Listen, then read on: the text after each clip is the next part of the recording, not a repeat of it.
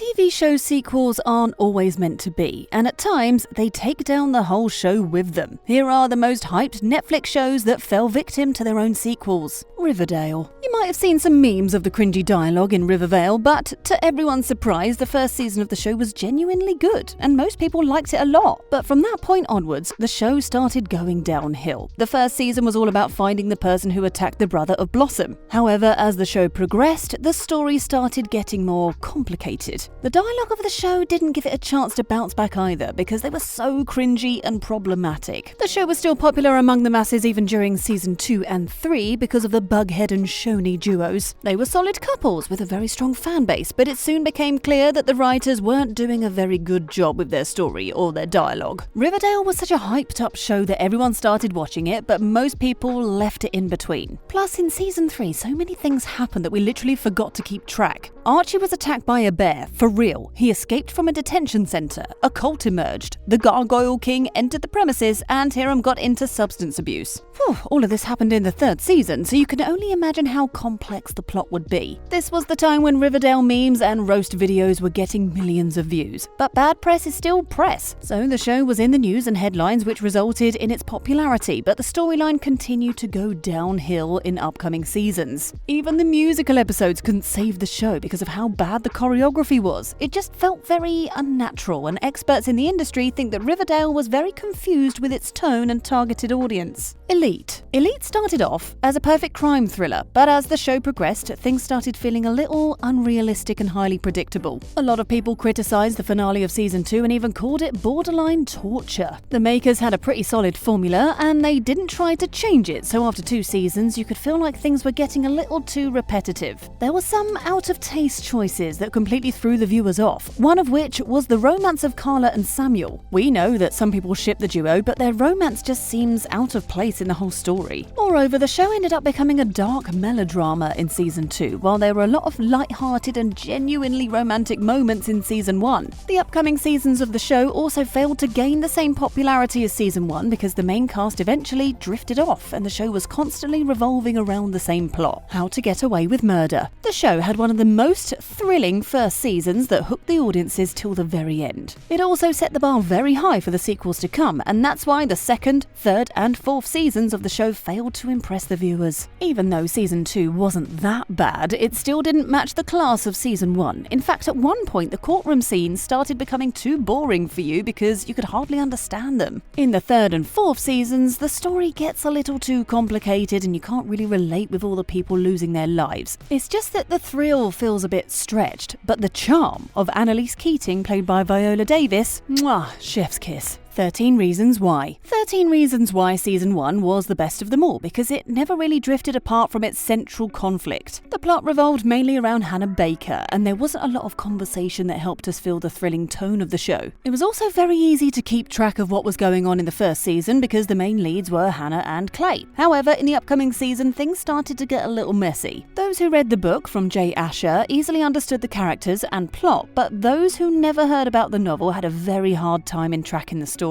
The acting in most of the seasons was top-notch, but the problem was in the storyline, which was very slow-paced after the first season, and fans even called it borderline boring. Plus, the seasons to follow after season 1 were extremely complex, and you had to keep track of everything that was going on to understand the story. It just became a lot of work at one point, and people stopped watching the show. Plus, the show has a very deep impact on mental health and its viewers, and the storyline isn't worth all the hassle either. Westworld. When the show first aired, everyone was pretty surprised as it was a very unique approach from the side of writers. Everyone acted really well in season 1 and kept the audiences hooked till the end. However, as season 2 started, the story started becoming a little too straightforward. It was like robots are bad, humans are good, that's it. There wasn't a lot to discover in the central conflict. Simplicity is often great for a plot, but in this case they tried to complicate things with technical terms regarding robots and all the jargon they could insert into the dialogue, which made the show difficult to understand. The creators did it on purpose, of course, just so they could complicate things a bit, but in the second season you get fed up of trying to understand what's going on. Mystery of the Door was also very intriguing for the viewers throughout the first season, but the final reveal about the truth of this door was very disappointing and mediocre. Plus, there wasn't a lot of consistency on the show, as some episodes were likeable while others were boring, so you can't sit through them. Only 4 seasons of the sci-fi show aired, and then it was cancelled because of a very low viewership. HBO was hoping Westworld to be its new Game of Thrones, but it was only good in the beginning. Fans also thought that season 1 of the show was enough as it was, and it also got a pretty satisfactory ending. So season 2, 3 and 4 are just an unnecessary addition. Bloodline. The family crime show started off pretty great and ended up gathering a decent audience that loved the show. But things changed when the second season was released because it was extremely slow-paced. It almost felt like for the first 7 to 8 episodes the characters are just waiting for something huge to happen. The story wasn't as strong as the first season, and as people had a lot of expectations with the show, they became very disappointed after watching it. Season 2 tried its best to keep up with the mysteries of season 1, but it all felt very made up. Although the actors did their job well, the writing wasn't very convincing after the first season. As the show continued to stretch its story, it started getting boring and eventually lost most of its viewers. Though a lot of people still love the show, you got to admit it's not as good as the first season. Some scenes of John also felt very repetitive, and the plot gets really dark by the end of season 2. Apart from the story, another reason why the show didn't really take off after the first season was because Danny lost his life and didn't make a comeback in season 2. He was pretty much the life of season 1, and it would have been great if we got to see him a couple more seasons, and then his demise would have had a lot more impact on the audiences. Some characters also have noticeable accents, and the plot just moves very slowly, which almost feels annoying. The show still has a good story if the creators use it in the right way and fix the pace of their story and how they treat the characters and dialogue in the storyline. True Detective. When the show first came out, everyone thought that it's gonna break all the records, and it actually did, as season 1 of True Detective turned out to be a huge hit.